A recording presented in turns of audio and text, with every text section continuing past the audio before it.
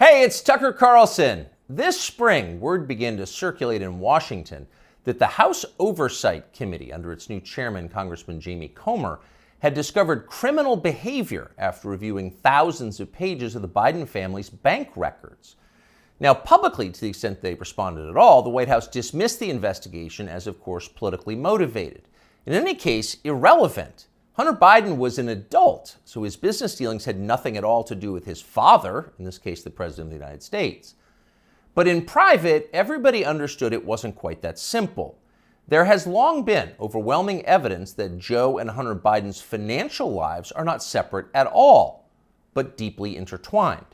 On Hunter Biden's laptop, there's a suggestion that the two of them even at one point shared a bank account.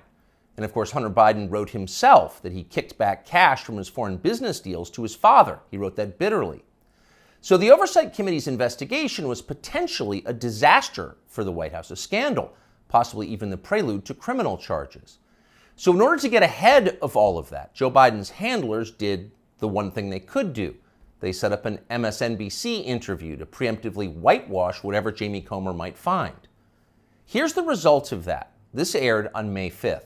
Sir, there is something personal that's affecting you. Your son, while there's no ties to you, could be charged by your Department of Justice. How will that impact your presidency? First of all, my son's done nothing wrong. I trust him. I have faith in him. And it impacts my presidency by making me feel proud of him. Okay, time for the master class. For free, you can audit it. Here it goes. Sir, showing appropriate respect, says the shill, there is something personal that's affecting you. Note the wording. Personal, not of public concern, nothing law enforcement might be interested in, but personal, a sad family tragedy. That's the framing. And then this, a sentence choreographed to the letter. Your son, while there's no ties to you, could be charged by your Department of Justice. Got that? Well, there's no tie to you. So the answer is, in fact, in the question. Whatever Hunter Biden goes down for, and we know he is going to be charged because MSNBC said so, but when that happens, that's Hunter's problem. It's got nothing to do with Joe Biden. Rest easy, America. 5 days later, the Oversight Committee released its findings, and they were, in fact, devastating. Quote, bank records show the Biden family, their business associates, and their companies, their many companies, received over $10 million from foreign nationals and their related companies, the committee wrote. Investigators had, quote, identified payments to Biden family members from foreign companies while Joe Biden served as vice president and after he left public office. So actually there was something there. It was a scandal. Racketeering, money laundering, wire fraud, those are some of the crimes the Bidens seem to have committed, in addition, of course, to selling out the United States for cash. So what would happen to them? Well, Donald Trump had an idea, quote, they'll hit Hunter with something small to make their strike on me look fair. Trump wrote that about 2 weeks ago, and it turned out those were prescient words. This morning, Hunter Biden pleaded guilty to pretty much nothing. Biden pled to 2 misdemeanor tax evasion charges, then entered a diversion on a federal gun charge. That's it. As far as Merrick Garland's Justice Department is concerned, Hunter Biden is done. There was no pre-dawn raid carried live simultaneously on CNN. There was no perp walk, no handcuffs, no press conference. Above all, there was no felony. Hunter Biden, who broke federal gun laws, can still carry a gun. It's like it all never happened. In fact, the Justice Department just baptized Hunter Biden, a lifetime of sins washed away in an instant. It was a secular miracle. Most miraculous of all, Hunter Biden somehow escaped a FARA charge. FARA is the Foreign Agent Registration Act, and it is exactly what its name suggests. Under federal law, if you are acting as an agent of a foreign nation in Washington, you are required to register with our government to let everybody know. Well, for decades, pretty much nobody in Washington did register under FARA, and precisely no one was ever prosecuted for it. No one. But starting several years ago, the Justice Department began sending people to prison on FARA violations. The official explanation was, we're cracking down on foreign influence in Washington. And of course, privately, everyone in Washington laughed. They knew that was absurd. In fact, it's the opposite of the truth. Foreign powers have never had more power in Washington. Their agents are everywhere, in every federal agency and throughout business.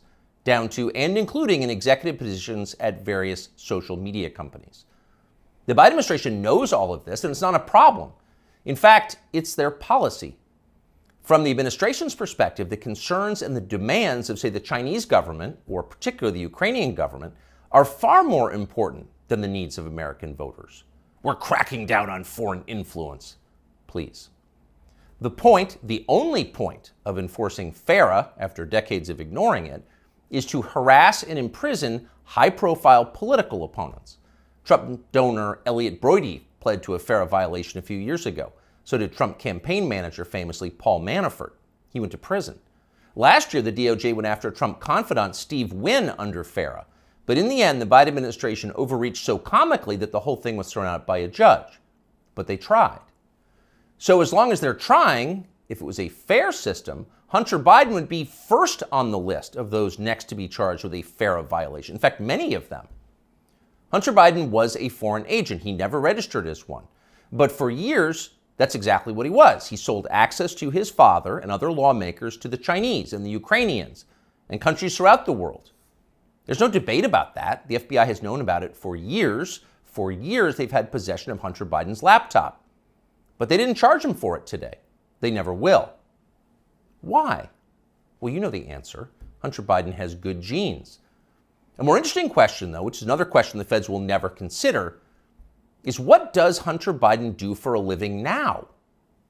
This is a man with no obvious job and, of course, zero skills. He spent midlife smoking crack. Yet somehow he's managed to live pretty well despite rising inflation. He's been living in big houses in the costliest residential neighborhoods in the world. He's been paying his stripper baby mama $20,000 a month in child support. And he has retained a team of the most expensive lawyers in the country who spend quite a bit of time sending threatening letters to anyone who asks questions about how they're being paid. We can confirm that firsthand. So again, what does Hunter Biden do for work? That's a fair question, and tonight we have the answer. For years, Hunter Biden was an influence peddler. Now, Hunter Biden is a self-actualizer. He self-actualizes for a living. He gets in touch with himself, his feelings, and he follows his muse.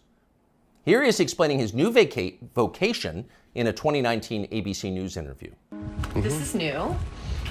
Yeah. Studio. Yeah.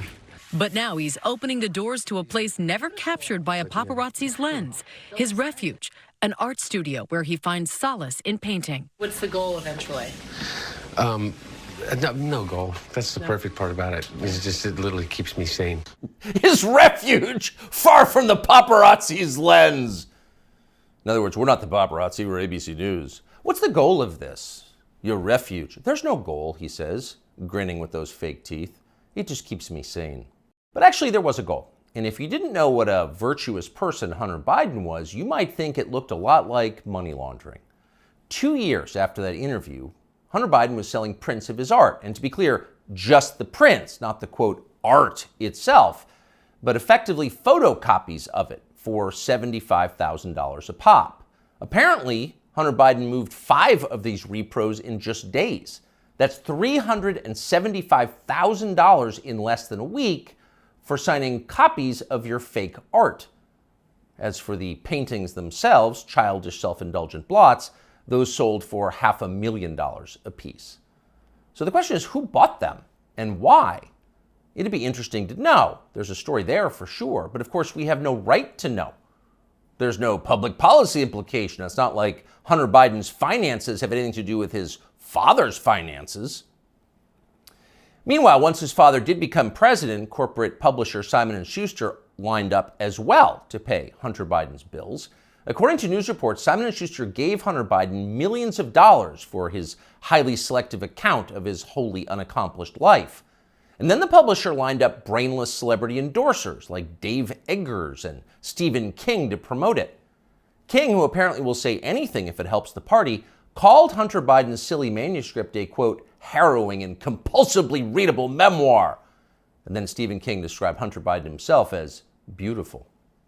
Needless to say, the book sold miserably, but Hunter Biden got to keep the millions, and that was the point. And so on. This kind of thing apparently happened a lot.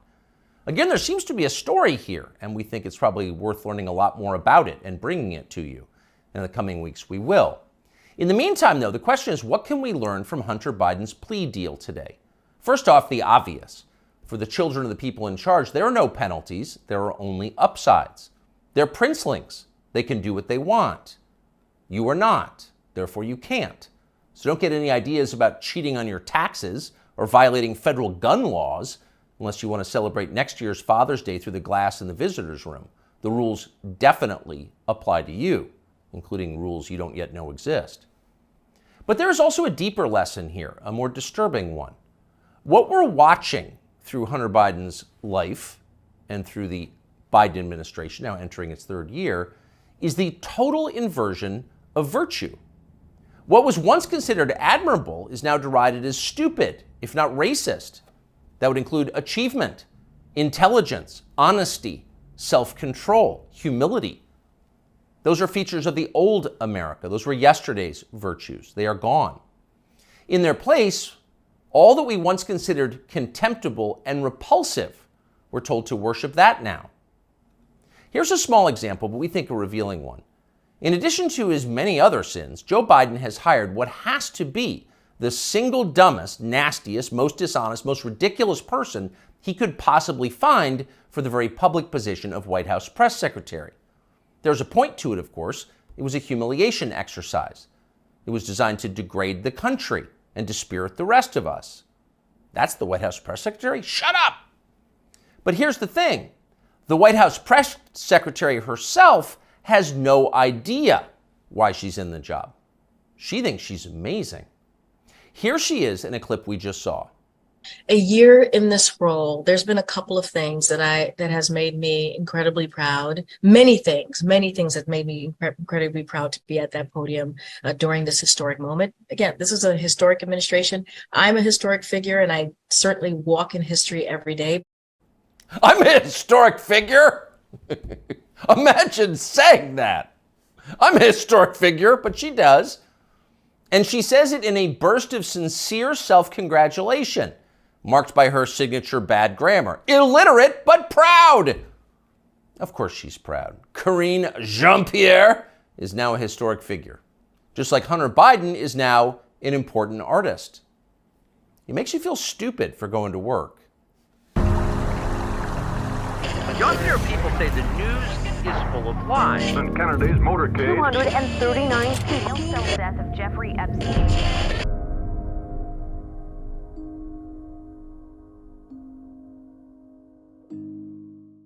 In many developing countries, there is a common perception that it is safer to be the president's son than his political opponent.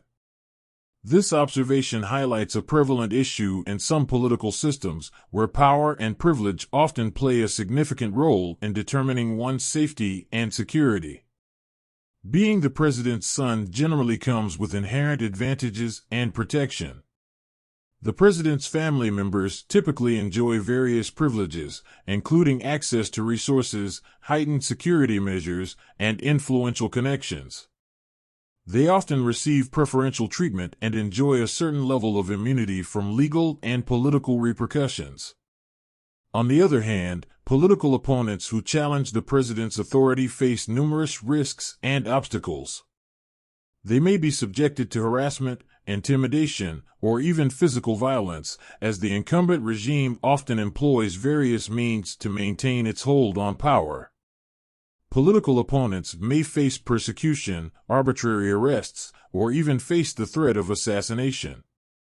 In such situations, the rule of law and fair political competition are often undermined, leading to an unequal playing field.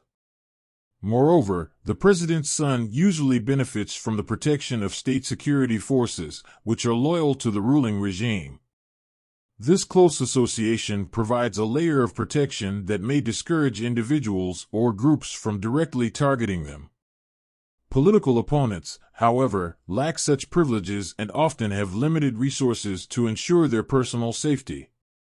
It is important to note that this description does not apply to all developing countries or political systems. It is a general observation based on certain contexts and historical patterns. There are instances where political opponents may find ways to mobilize public support, gain international attention, or form alliances that enhance their safety and counterbalance the power dynamics. Thank you for watching. Until next time.